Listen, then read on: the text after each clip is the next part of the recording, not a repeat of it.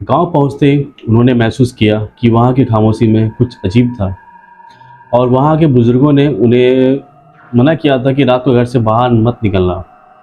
लेकिन उनकी अंदर की उत्सुकता ने उन्हें बाहर जाने के लिए मजबूर किया।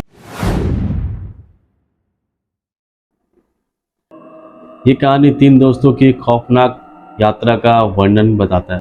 इनके नाम है रोहित, आकाश और सुनील। ये तीनों दोस्त एक सुनसान गांव की यात्रा पर निकलते हैं और इस गांव के बारे में बताया जाता है कि यहाँ पर अजीब घटनाएं होती रहती हैं। रात का समय आया और तीनों दोस्तों ने गांव का जायजा लेने के लिए प्लान किया। वे गांव के पुराने स्कूल के पास पहुंचे और उन्होंने देखा कि वहां के गांव स्कूल की खिड़की से एक रोशनी आ रही है, जबकि स्कूल सालों से बंद है। वो देखकर आश्चर्यचकित या शॉक हो गए कि मतलब ये कैसे संभव है। जब स्कूल बंद था इतने सालों से तो वहाँ अंदर से रोशनी आना तो पॉसिबल नहीं। लेकिन उनके मन में एक होता ना कि अंदर से खुजली, अंदर का कीड़ा वो जाग जाता है और वे स्कूल के अंदर घुसने का प्लान करते हैं। और प्लान क्या, वो अंदर भी जाते हैं स्कूल के। और अंदर का दृश्य बहुत ही चौंकाने वाला था, क्योंकि दीवारों पर अजीबोगरीब चित्र बने हुए थे, मतलब डरावनी या फिर भूत के चित्र बने हुए थे। हर तरफ धूल जमी हुई थी। तभी उन्हें अचानक से एक आवाज़ सुनाई दी, जैसे मानो कोई फुसफुसा रहा हो। और वे आवाज़ का पीछा करते हुए स्कूल के तहखाने पे पहुंचे और वहां का दृश्य और भी भयानक था।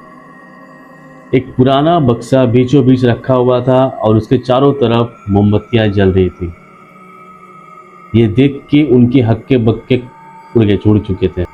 और अचानक बक्सा अपने आप खुलता है और उसके अंदर से एक धुंधली मतलब धुआं जैसे एक आकृति निकली।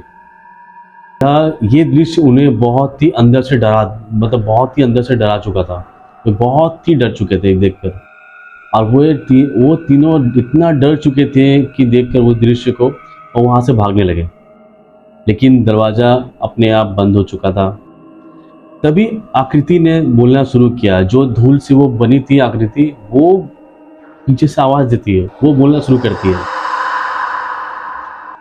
वो कहती है कि तुमने मेरी नींद खराब की है, अब तुम लोगों को भी यही रहना होगा। ये सुनते ही उनका खून जम गया। अब वे तीनों सुन्न पड़ गए और वो आकृति धीरे धीरे सामने आने लगी, आगे बढ़ने लगी।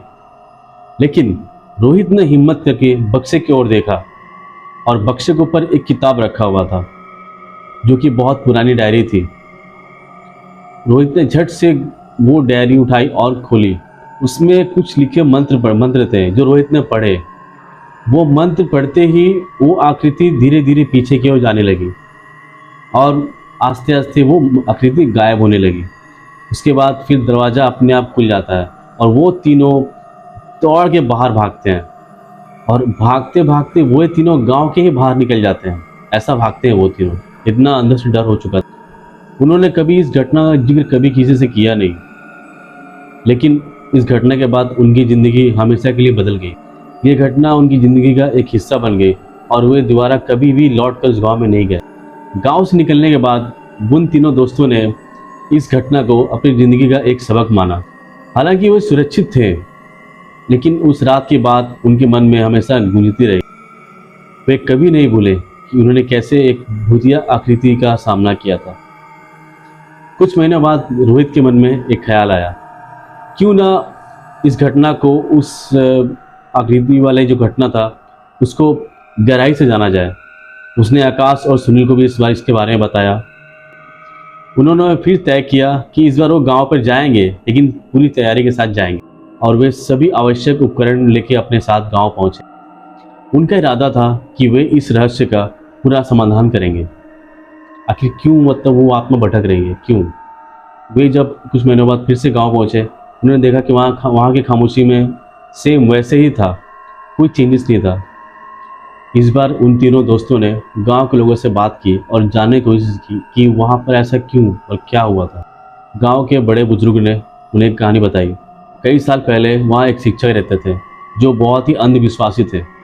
उन्होंने अपने ज्ञान का दुरुपयोग करके कुछ खतरनाक तंत्र विद्याओं में लिप्त हो गए। एक दिन उनके प्रयोग के दौरान कुछ गलत हो गया और उनकी आत्मा उसी स्कूल में बंद हो गई, जो कभी निकल नहीं पाई। और उसी आत्मा ने उन तीनों दोस्तों को डराया था। इस रहस्य को जानने के बाद उन तीनों दोस्तों ने तय किया कि अब उनकी आत्मा को वो मुक्त करेंगे। वे उस स्कूल के उसी तहखाने में वापस गए और वहाँ उस बड़े बक्से की जांच की। उन्होंने देखा कि बक्से के अंदर एक ताबीज़ था जो आत्मा को बांध के रखी थी। उन्होंने वह ताबीज़ उठाई और गांव के बाहर जाकर एक पवित्र स्थान में जाकर उसे नष्ट कर दिया। यह करते ही उन्हें ऐसा लगा जैसे गांव के वातावरण में कुछ बदलाव आया, बल्कि वहाँ की हवा में हल्की सी शांति थी, जैसे कोई एक बोझ हट गया हो। और गांव के लोग भी अब अधिक सुरक्षित महसूस करने लगे थे। तीनों दोस्तों के मन में आया कि वो सिर्फ एक रहस्य नहीं बल्कि आत्मा को शांति दिलाई उन्होंने। तो आज की कहानी यहीं पर ख़त्म होती है। इस कहानी का दूसरा भाग भी है जो हम अगली वीडियो में बताएंगे। कहानी कैसी लगी कमेंट में ज़रूर बताएं और हाँ, चैनल को सब्सक्राइब कर लें और लाइक और शेयर ज़रूर करें। तब तक के लिए बाय।